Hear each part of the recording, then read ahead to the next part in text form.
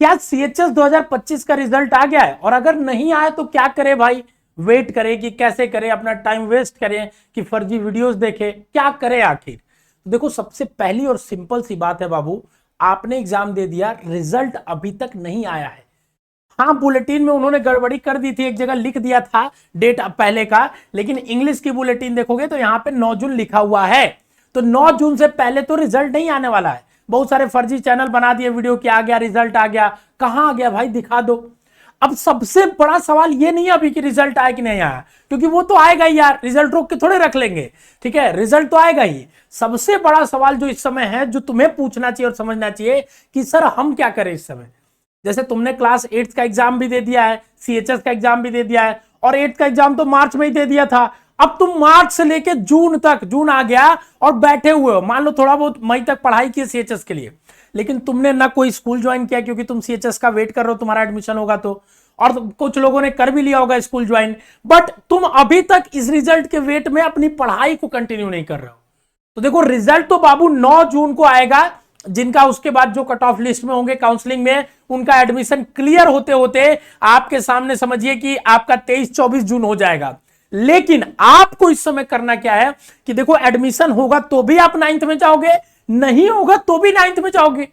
2-4 number से अगर छठ भी जाओगे बाबू, तो तुम्हारे अंदर टैलेंट की कमी नहीं है। तुम क्या है, तुम 9th में जाओगे ही जाओगे।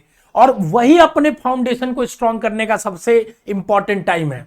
तो अगर आप 9th में गए हैं, अगर स्कूल नहीं ज्वाइन किया है, तो भी आप 9th की बुक्स लेके पढ़ना चालू कर दीजिए। जाइए मार्केट में 9th की एनसीईआरटी किताब खरीदिए और अपना पढ़ना चालू कर दीजिए। हम लोगों ने इसीलिए 9th का एक फाउंडेशन बैच भी निकाला था कि बच्चे की पढ़ाई की कंटिन्यूटी खराब ना हो, जो पढ़ने का रिदम बना था वो कहीं खराब ना हो जाए। और बच्चों, इसमें क्लास चल रही है, बच्चे बहुत मन से पढ़ भी रहे हैं, अलग अलग सब्जेक्ट्स की क्लास हो रही है, आपको एकदम डिटेल्ड में समझाया जा रहा है, पढ़ाया जा रहा है। आप मात्र 2100 रुपए से इसको ज्वाइन कर सकते हैं दिए गए नंबर से कॉल करके, और अपनी पढ़ाई की कंटिन्यूटी मेंटेन कर सकते हैं। क्यों?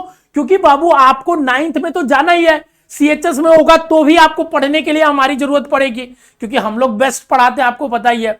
और अगर सीएचएस में नहीं भी होता कुछ नंबर से, तो भी आपको 9th के फाउंडेशन को स्ट्रॉन्ग करना है, क्योंकि बस स्कूल पे डिपेंडेंट होकर आपका फाउंडेशन स्ट्रॉन्ग नहीं हो सकता। क्योंकि स्कूल के पास टारगेट होता है जल्दी जल्दी सिलेबस खत्म करने का।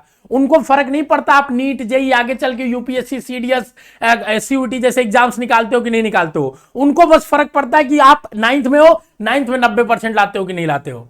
क्योंकि कॉम्पिटेटिव एग्जाम के लिए माइंडसेट अलग रखना पड़ता है।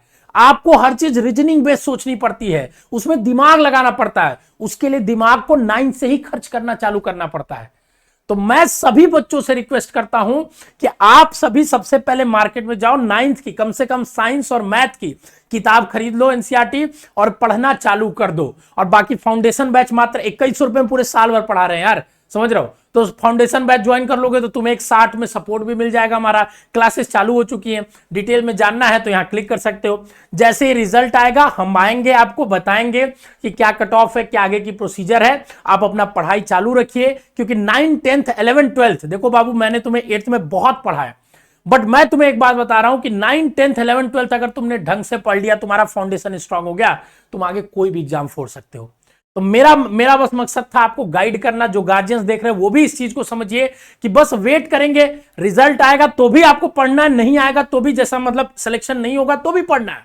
तो अपनी पढ़ाई को ना रोके, क्योंकि बच्चा पढ़ाई को रोक देता है, फिर पढ़ाई पे ट्रैक पे आने में बहुत मेहनत लग जाती है।